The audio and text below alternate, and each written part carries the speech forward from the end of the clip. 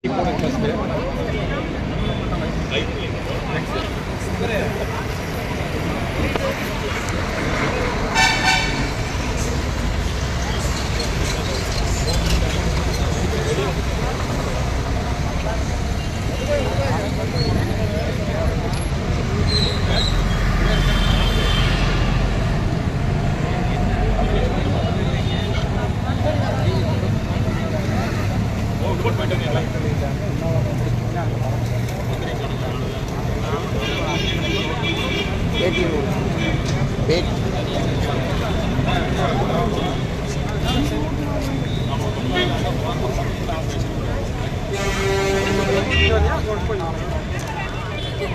காலை 22 பேர் உண்ணாவிர போராட்டத்தில் கைது செய்து அரசு மருத்துவமனையில் வைத்திருந்து மாலை 7 மணிக்கு மருத்துவமனை விட்டு வெளியேறும் என்று சொல்லிவிட்டனர். ஆனால் எங்களை மீண்டும் உண்ணாவிர பந்தலுக்கு கூட்டிச் செல்ல எந்த வாகனம் ஏற்படுத்தாமல் எங்களை நடுரோட்டில் இறக்கிவிட்டதால் நாங்கள் இந்த வேற வழி இல்லாமல் மருத்துவமனை முன்பு எங்களோட அமைதியான முறையில் உண்ணாவிரத போராட்டத்தை தொடங்குகிறோம். உடனடியாக தமிழ்நாடு அரசு இந்த கோரிக்கையை நிறைவேற்றும் என்று கோரி சொல்லி மீண்டும் எங்களை எந்த இடத்தை ஏற்றினாலும் அங்கே இருக்கிற சொல்லி கேட்டுக்கொள்கிறோம். அதுவரை எங்களுடைய போராட்டம் தொடரும்.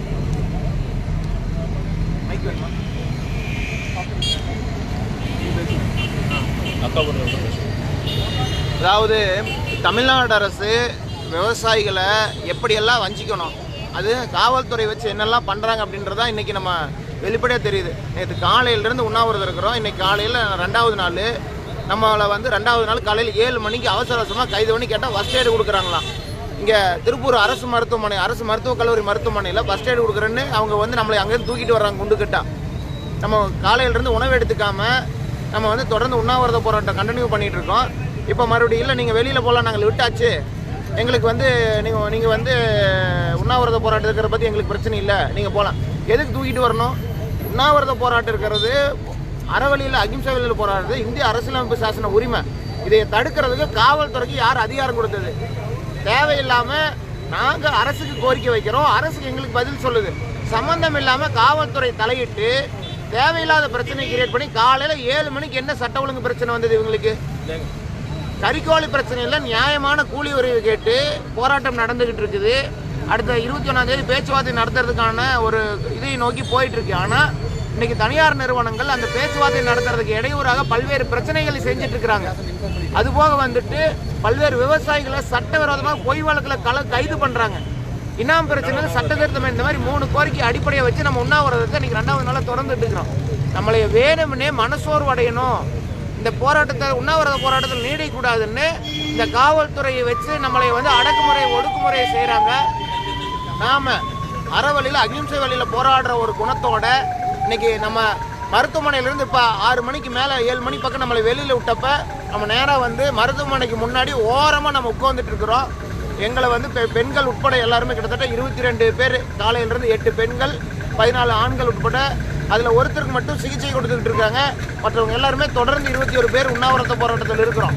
இந்த உண்ணாவிரத போராட்டத்தில் இங்கேருந்து எங்கே ஏற்றினாங்களோ அங்கேயே கூட்டிகிட்டு போய் இறக்கி விடுற கூட இந்த காவல்துறையினால் முடியாமல் நீங்கள் எங்கேயோ என்னமோ பண்ணிட்டு போங்கன்னு இப்படி நட்டாத்தல் விட்டுட்டு போனால் காவல்துறை உண்ணாவிரதம் இருக்கிற போராடிட்டு இருக்கக்கூடிய விவசாயிகள் மேலே எந்த ஒரு அக்கறையுமே கிடையாதா? யாருக்கு பாதுகாப்பு கொடுக்கறது? காவல்துறை அரசியல்வாதிகளுக்கோ அல்லது வேற மிகப்பெரிய நபர்களுக்கோ அவங்களுடைய அடிமையாக அவங்களுக்கு பாதுகாப்பு கொடுக்கறதுக்காக மட்டும்தான் காவல்துறை அவங்களுக்கு துப்பாக்கி ஏந்திய பாதுகாப்புக்கு தான் இருக்குதா? அப்போ உண்மையான விவசாயிகளுக்கோ மக்களுக்கோ உண்மையான ஒரு பிரச்சனைன்னு வரும்போது அவங்க கோரிக்கையை வைத்து போராடும் போதோ எந்த ஒரு பாதுகாப்பு கொடுக்கறதுக்கு இன்னைக்கு காவல்துறை வராதா? இப்படி நட்டாத்தில் காவல்துறை விட்டு போறதுக்கு எது காலையில் எங்களை தூக்கிட்டு வரணும்? காலையிலிருந்து சாயந்தரம் வரைக்கும் யாரையும் வெளியில் போகிறதுக்கு இல்லாமல் எதுக்கு உள்ளே என்னமோ நாங்கள் என்னமோ மிகப்பெரிய குற்றம் பண்ண மாதிரி எங்களை எதுக்கு மருத்துவமனைக்குள்ளேயே வச்சு இப்படி பாடாதப்படுத்தணும்? இப்போ சாயந்தரம் எதுக்கு இப்படி விட்டுட்டு போகணும்? அப்போ காவல்துறை முழுக்க திமுக செந்தில் பாலாஜியினுடைய ஏவல் துறையாக மாறிட்டு இருக்கு. முழுக்க இதுக்கு பின்னணியில் திமுகவினுடைய கரூர் செந்தில் பாலாஜி தான் செயல்பட்டுக்கிட்டு இருக்கிறாரு. அவருடைய அவருடைய உத்தரவின் அடிப்படையில் தான் இந்த பிரச்சனை நடந்துகிட்டு இருக்கு.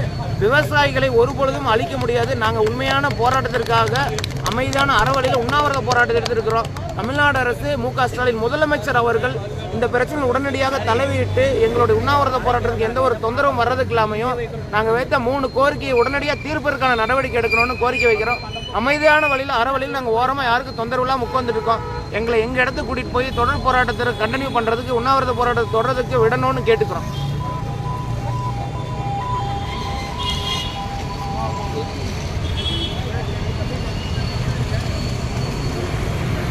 நாங்கள் அறவழியில் போராடிட்டு இருந்தோம். இன்றைக்கி 2ஆம் நாள் உண்ணாவிரதம். பார்த்தீங்கன்னா காலையில் 7 மணிக்கு அவினாசி பாளையத்தில் நேற்றிருந்து நாங்கள் உண்ணாவிரதம் இருந்தவங்களை இன்றைக்கி திருப்பூர் மருத்துவமனைக்கு கூட்டிகிட்டு வந்தாங்க.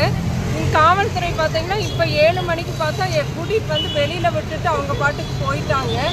அப்போ நம்ம விவசாயிகள் போராடக்கூட நமக்கு உரிமை இல்லையா? பொய் வழக்கு போட்டு நம்மளுடைய நிறுவனர் ஈசன் ஐயா உட்பட 10 பேரை பொய் வழக்கில் கைது செய்திருக்காங்க. அதை விடுவிக்கணும், எந்த நிபந்தனையும் இல்லாமல் அவர்களை விடுவிக்கணும்னு ஒரு கோரிக்கையும், கோழிப்பண்ணை விவசாயிகளுக்கு 21ஆம் தேதி முத்தரப்பு பேச்சுவார்த்தையில் உரிய கூலி கிலோ ஒன்றுக்கு 20 ரூபாய் வழங்க வேண்டும் என்று சொல்லியும், இனாம் நிலத்தை சட்டத்திருத்த அரசு கொண்டு வந்து நில உரிமை வழங்க வேண்டும்னு கோரிக்கை வச்சு உண்ணாவிரத்தில் இருக்கிறோம். உண்ணாவிரத்தில் இருக்கக்கூடிய விவசாயிகள் போராட உரிமை இல்லை. அந்த நாட்டில் போராடுறதுக்கு நம்மளுக்கு உரிமை இருக்குது. நம்மளுடைய உரிமையை மீட்க நமக்கு போராட உரிமை இருக்குது. நாங்கள் அறவழியில் தான் போராடுறோம். எந்த ஒரு இடையூறும் இல்லாமல், பொதுஜனங்களுக்கு இடையூறு இல்லாமல் தான் நாங்கள் போராட்டத்தை தொடர்றோம். இன்னும் நாங்கள் இந்த தீர்வு கிடைக்கும் வரைக்கும் நாங்கள் போராட்டத்தை தொடருவோம். யாருக்கும் எந்த ஒரு இடையூறும் இல்லாமல் தொடருவோம். இதை அரசு முன்னெடுத்து மிக விரைவிலேயே விவசாயிகளுக்கு நல்ல ஒரு தீர்வு கொடுக்கணும்னு சொல்லி கேட்டுக்கிறேன்.